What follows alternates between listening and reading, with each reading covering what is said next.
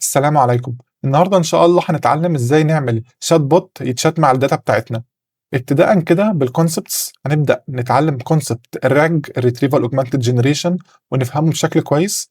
بعد كده نبدأ نخش على الكود ونبدأ نimplement الproject ونبدأ نلوج الoutput، نبدأ نشوف كل step بيحصل فيها إيه ونربط اللي إحنا اتعلمناه بالكود عشان الconcept يبقى واضح كده بشكل بسيط.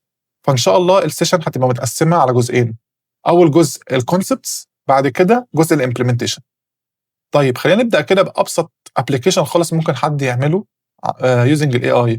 هو إن أنا بدل ما أعمل ChatGPT، بدل ما فاتح ChatGPT وباتشات معاه، إن أنا أبدأ أستخدم model GPT عن طريق الAPIs. دخلت تخش عشان تعمل حاجة زي كده بتخش على مثلًا OpenAI، عندها 2 options ChatGPT وAPI platform. فهي بتprovide APIs إن أنت تكلمها create API key وتبدأ تكلم الAPIs دي، تعمل أنت الimplementation بتاعتك بقى للproject. فبدل ما أنت بقى كنت بتخش على ChatGPT تكتب prompt وهو يرد عليك، أنت هتخش مثلًا على كود بايثون تبعت للAPI ده الprompt plus الAPI key وهو يرد عليك بالoutput، فتقدر يبقى ده part من الproject بتاعك. طيب ما إحنا ممكن نعمل حاجة زي كده، إحنا قُلنا إحنا عايزين نعمل إيه، إحنا عايزين نتشات مع الdata بتاعتنا. طيب ما أنا ممكن آجي مثلًا أجيب الdata بتاعتي، ده مثلًا PDF آمم وعندي Excel sheets وكده، أبدأ أستخدم مثلًا library في بايثون أو أي library تبدأ تحوّل لي الPDF دي لstring، يبقى عندي string فيه كل الPDFs بتاعتي plus الExcel sheet برضه أحوّلها كلّها لstrings وأعمل concatenation للstrings دي كلّها مع السؤال بتاعي، وأبدأ أدخّلها على الAPI بتاع OpenAI وأبدأ أتشات معاها. فإيه مشكلة حاجة زي كده؟ مشكلة إن كل request هتعملها هتبقى شايفة كل الdata اللي عندك دي، فكل ده cost عليك. كل one API call هيبقى الcontext window بتاعها كل الtokens دي، وكل ده طبعًا هيعلّم الprice بتاعة استخدامك للAPIs. plus إن أصلًا في limit للAPIs، مثلًا ممكن model آخره يشوف 200,000 token، فمش هيعرف يشوف كل الdata بتاعتك دي في one API call. فهيبقى عندها مشكلتين، إن مشكلة أصلًا مش ممكن ما تعرفش تعمل كده لو الdata عندك كتيرة، والمشكلة التانية لو عملت كده هيبقى الcost عالي جدًا. فعشان كده جالنا بقى solution اسمه الRAG الretrieval augmented generation، ده إن شاء الله اللي هنتكلم عليه النهارده. فالsolution ده جه قال لك إيه، قال لك خلاص بدل ما أنت كنت بتتشات مع الdata كلها، أنا هاعمل لك approach يخلّيك تتشات مع الmost relevant data. إزاي؟ عندنا 2 process. أول process هي الdata preparation وتاني process هي الrunning. في الdata preparation أول خطوة أنت بتعملها بتبدأ تupload الdata بتاعتك، عملت upload لمجموعة الPDFs دي. بعد كده الPDFs دي بتبدأ تتحول لحاجة اسمها chunks.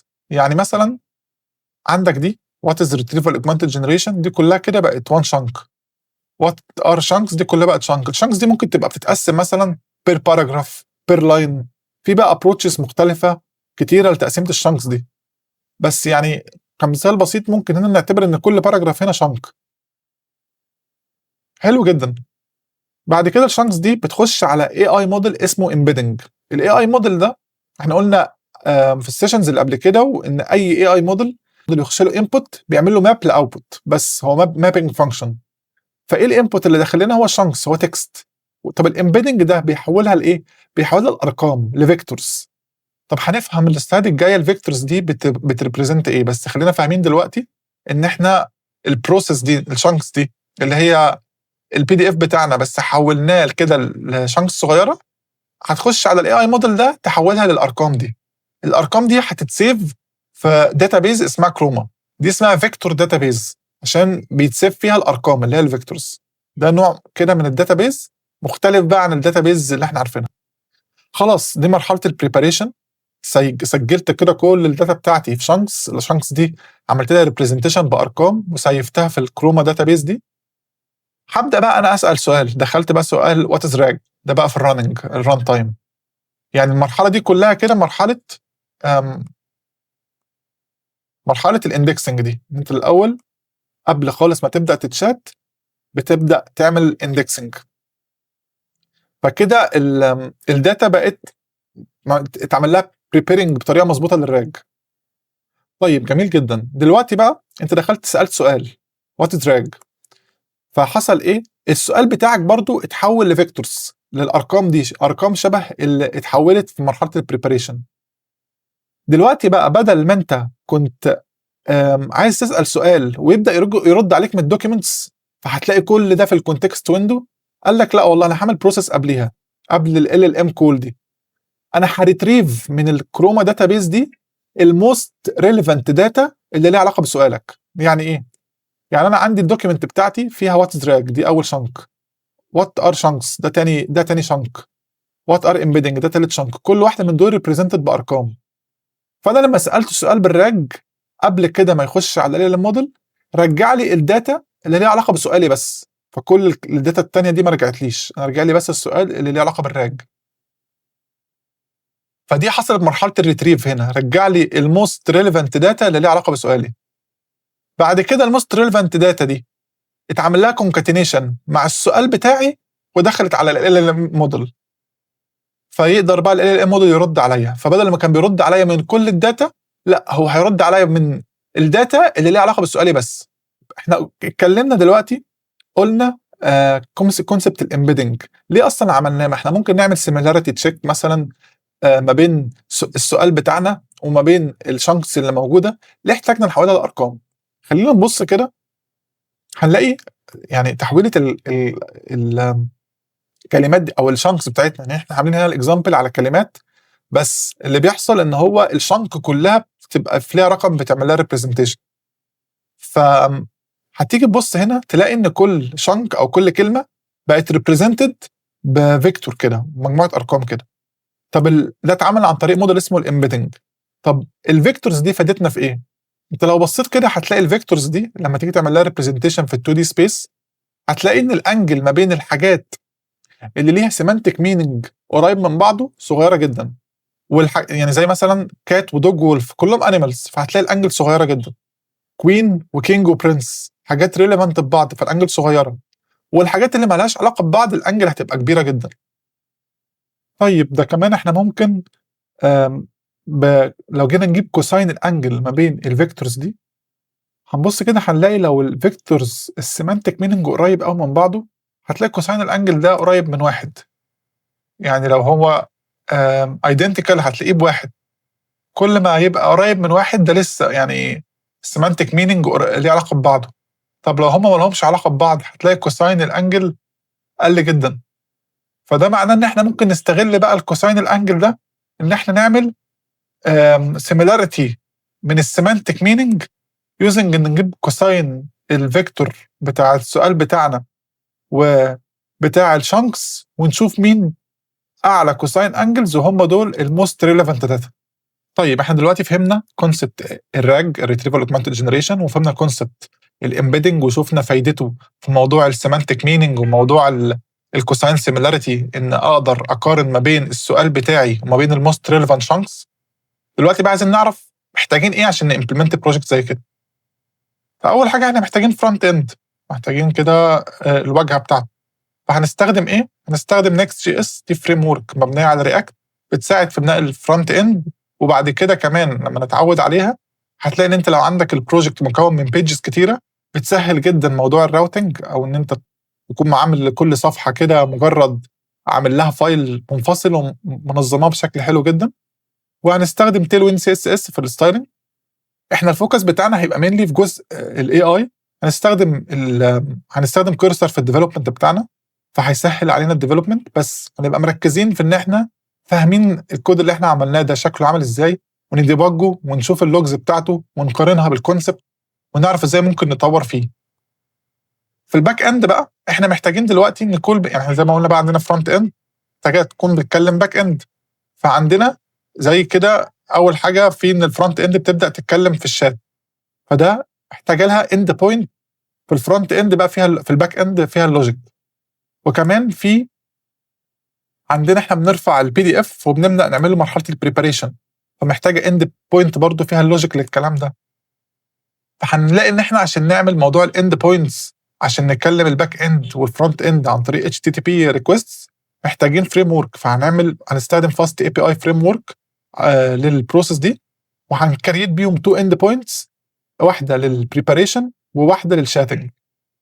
طيب احنا دلوقتي عندنا في فريم ورك برضه اسمها لانج تشين. ايه لانج تشين دي؟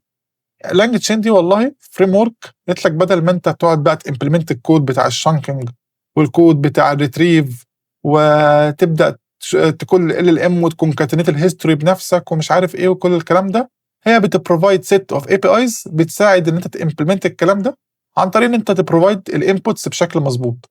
وكمان الاي بي ايز دي بتتطور بقالها كتير جدا، فهي في الوقت الحالي واصله ليفل كويس جدا. يعني كان زمان ناس بتعطل فيها فبتبدا تمبلمنت هي الفانكشنز بنفسها، بس دلوقتي لانج تشين دي اتطورت جدا، فهنستخدمها كمان في الامبلمنتيشن بقى ان احنا نعمل البروسيس بتاعتنا.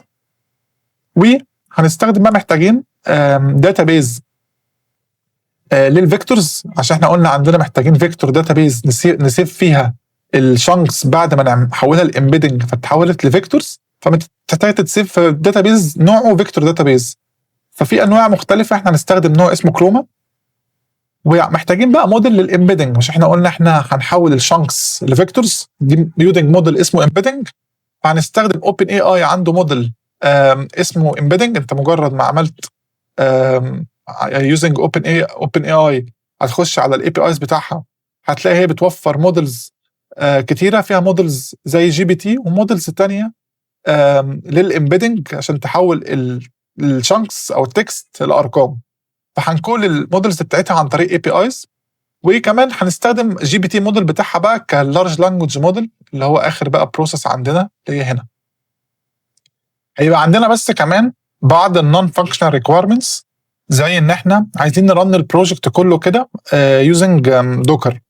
ليه؟ عشان خاطر يبقى بكوماند واحد نعمل دوكر كومبوز اب، البروجكت كله يقوم فرونت اند باك اند كله كده في كومبوننتس. هتلاقي كده عامل ابستراكشن، انت مش لازم تبقى بترن في انفايرمنت مثلا يكون نازل فيها بايثون ونازل فيها رياكت ونازل فيها كل حاجه.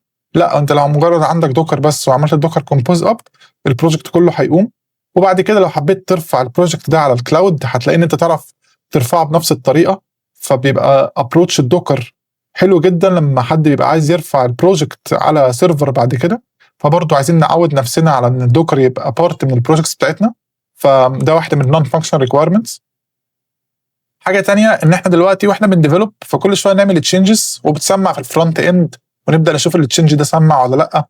فبدل ما كل مره نقفل الكود ونرجع نفتحه تاني او نقفل التيرمينال ونفتحها تاني عشان ريرن البروجكت، بنعمل حاجه اسمها هوت ريلود. هوت ريلود ده ان البروجكت اوتوماتيك بيريلود، فبتلاقي كده التشينجز وانت قاعد بتديفلوب فجاه كده خلاص سمعت في الفرونت اند واتغيرت من غير ما احتجت تقفل البروجكت وتفتحه او تعمل دوكر كومبوز داون بعد كده تيجي تعمل له دوكر كومبوز اب تاني. فده واحده من الحاجات اللي احنا هنبقى مهتمين تبقى موجود عندنا برضو. ومهتمين يبقى عندنا احنا عندنا انت لما تيجي تكلم اي موديل مثلا عايز عندك هنا في اوبن اي اي عندها موديل زي جي بي تي وزي موديل امبيدنج. عشان تبدا تتكلم المودلز دي بتكريت حاجه اسمها سيكريتس او بتكريت اي بي اي كي. فالاي بي اي كي ده ما ينفعش حد يشوفه غيرك، فلازم يبقى محطوط في فايل. الفايل ده مش شيرد مع اي حد، فبنعمل فايل اسمه دوت انف، ده بيبقى موجود لوكالي على جهاز كل ديفلوبر. وبعد كده لما تيجي بقى البروجكت ده مثلا يبقى بوشد على جيت هاب ويبقى شيرد مع ديفلوبرز ثانيه، بتبقى كل حاجه شيرد ما عدا السيكريتس دي. فاحنا محتاجين برضو نابلاي البرنسبل ده عندنا، ان احنا يبقى عندنا دوت انف فايل في السيكريتس ومفيش حد قادر ياكسس السيكريتس ده غير الديفلوبر اللي شغال على البروجكت. السيشن الجاي بقى ان شاء الله هنبدا بقى نخش نجد ديبر اكتر في الديتيلز. احنا هنستخدم كورسر في الامبلمنتيشن بتاعتنا، بس هنبدا نشوف ازاي نقدر نستخدمه بشكل احترافي وبشكل كده منظم، ان احنا نبقى فاهمين كل حاجه بتحصل ازاي ونقدر نلوج الاوتبوتس ونشوف هي فعلا بتماتش اللوجيك ولا لا، ونقدر نطلع فعلا باوتبوت كويس عن طريق الاي بي ايز. وكمان يعني بعد كده ما نخلص هنبدا كده نشوف كده بقى الاوتبوتس اللي طالعه وتقسيمه الشانكس، والشانكس فعلا زي ما احنا عاملين اكسبكتيشن. فهنلاقي اللوجيك اللي احنا كمان اتكلمنا عليه النهارده هيوضح اكتر مع الامبلمنتيشن. بس كده، واشوفكم بقى الفيديو الجاي ان شاء الله، ويا رب تكونوا استفدتم.